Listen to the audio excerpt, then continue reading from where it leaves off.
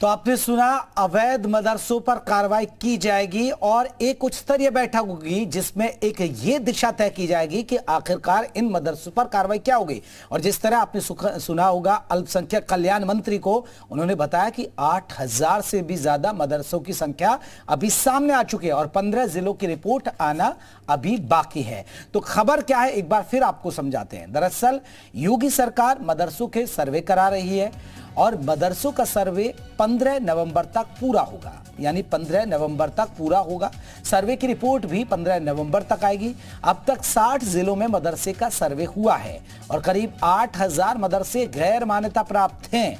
उन्होंने कहा कि ये फर्जी नहीं, मतलब कि गैर मान्यता प्राप्त हैं जो सर्वे में सामने आया। अभी 15 जिलों की रिपोर्ट आना बाकी है। यूपी मदरसा बोर्ड की निगरानी में ये सर्वे हो रहा है। तो 15 जिलों की रिपोर्ट आनी बाकी है। 8,000 से भी ज्यादा ऐसे मदरसे हैं जो गैर मान्यता। ये सब घर से ही हैंडीक्राफ्ट का बिजनेस करके हर महीने लाखों कमाते हैं।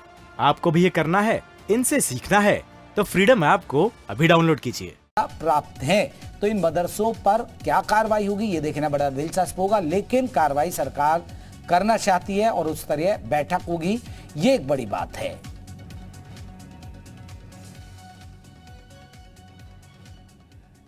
तो आपको बता दें कि अवैध मदरसों पर चोट, ये एक बड़ी बात है और आने वाली है फाइनल रिपोर्ट और 15 तारीख का इंतजार है। प्रशांत उमराव है हमारे साथ, आपको बता दें बीजेपी के तरफ से, बीजेपी नेता हमारे साथ, हिंदू धर्म गुरु भी हैं और हमारे साथ आपको बता दें कि समाजवादी पार्टी के प्रवक्ता प्रोफेसर भुवन भास्कर जोशी जी हैं और चंद्रभूषण महाराज जी हैं, हिंदू धर्म गुरु हैं। सबसे पहले समाजवादी पार्टी का एक रिएक्शन लेता हूं सर। प्रोफेसर भुवन जी, कैसे देख रहे हैं सर्वे रिपोर्ट, क्योंकि अब धीरे धीरे आ रही है और 8,000 गैर मान्यता प्राप्त मदरसे मिले और सरकार इन पर कार्रवाई के मूड में है।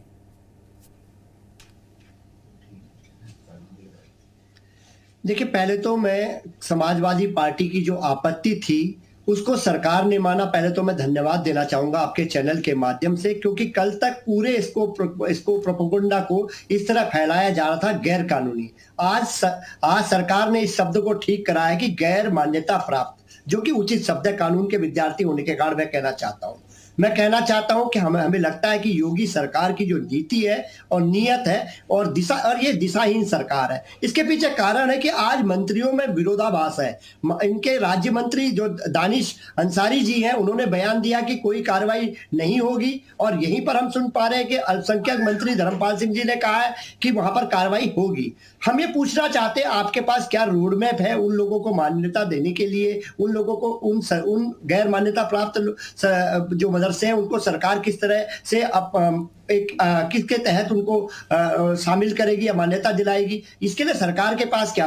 और हमारी चिंता, समाजवादी पार्टी की चिंता उन शिक्षकों के प्रति है जिन्होंने अपना संपूर्ण जीवन मदरसों में शिक्षा देने में लगा दिया। उनके लिए सरकार की क्या? सरकार और जो बीजेपी के नेता कह रहे हैं कि बेहतरी के लिए हो रहा है, तो बेहतरी के लिए हो रहा है तो आप उसका वेलकम क्यों नहीं कर रहे हैं सर?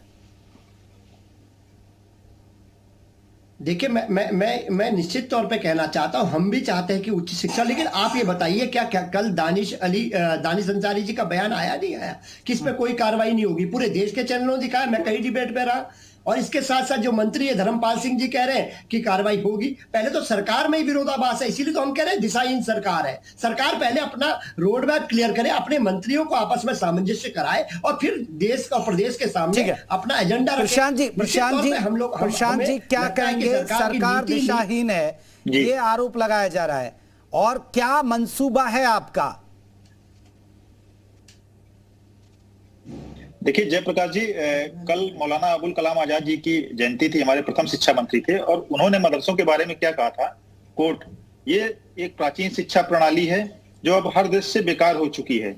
पढ़ाने का तरीका दोषपूर्ण है, पढ़ाए जाने वाले विषय बेकार हैं, पुस्तकों के चयन में कमी है, अनकोट। ये लगभग उन्होंने 100 साल पहले ये बात कही थी।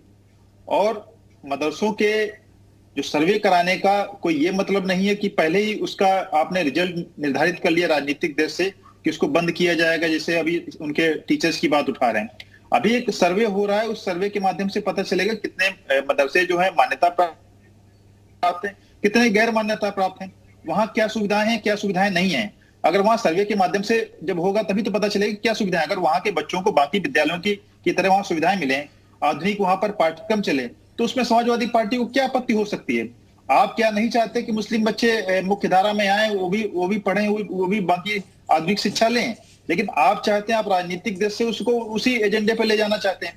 अभी सर्वे की रिपोर्ट एक बार आ जाने दीजिए, 15 तारीख को आ जाने दीजिए, जो भी उसके परिणाम होंगे उसका अध्ययन किया जाएगा, जो चीजें होंगी सामने आ जाएंगी।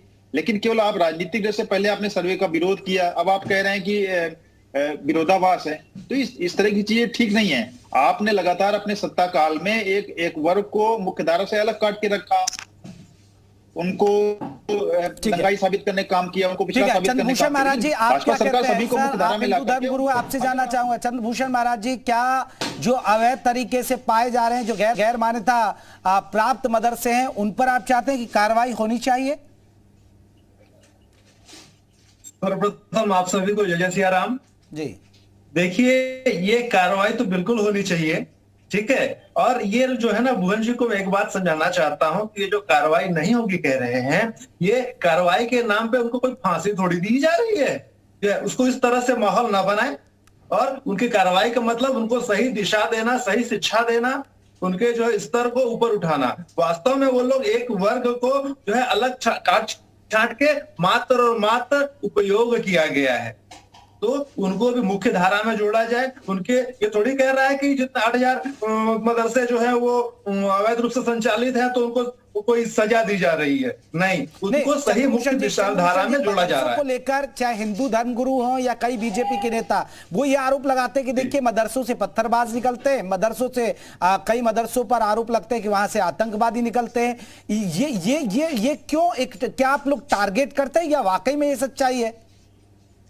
देखिए, इसमें सच्चाई तो है ही है। इस सच्चाई को इन्हीं को सुधारना होगा, क्योंकि वो लोग जो शिक्षा देते हैं ना, एक टाइप्ड शिक्षा देते हैं। वो लोग केवल एक दिशा की शिक्षा देते हैं और उनको कट्टरवाद की शिक्षा देते हैं, और बस यही मानो, न मानने वाले का विध्वंस करो।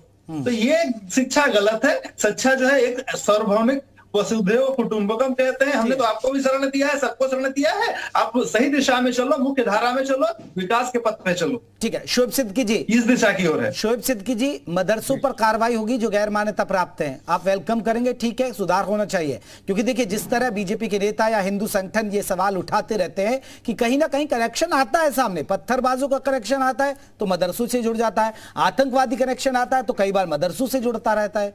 तो ठीक है, बेहतरी के लिए सरकार अगर कदम उठा रही है तो ठीक है। देखिए सर, ऐसा है कि मदरसों की जांच हो या संगठन की जांच हो, जो भी मुल्क के खिलाफ कुछ करेगा तो उसके खिलाफ एक्शन लिया जाएगा।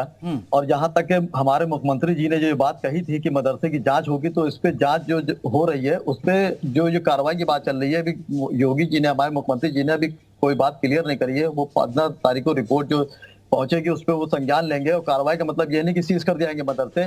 जो मानक दे रखे उन्होंने, वो मानक को चेक करेंगे कि ये मानक गलत है कि सही है। उस दिशा पे अगर उनको लगता है कि मदरसे में कोई फंडिंग बाहर से आती है, किस तरह फंडिंग आती है, फंडिंग भी कई तरह की सर होती है, जैसे कि मदरसे चंदे से चलते हैं। और योगी जी खास करके इस पर ध्यान रख रहे हैं, जो मदरसों में तनख्वाहें जाती है वो तनख्वाहें टीचर सीधे नहीं मिलती है। आप देखिए, जैसे बीएड वगैरह में एडमिशन होते हैं तो उसके प्रोसेस होता है कि कोई बच्चा बीएड करे कि नहीं करे है, और बीटीसी करे कि नहीं करे है, तो उसमें जो मदरसे में टीचर रखे जाएंगे तो उनको वो होगा कि वो वाकई वो आलिम है कि नहीं है।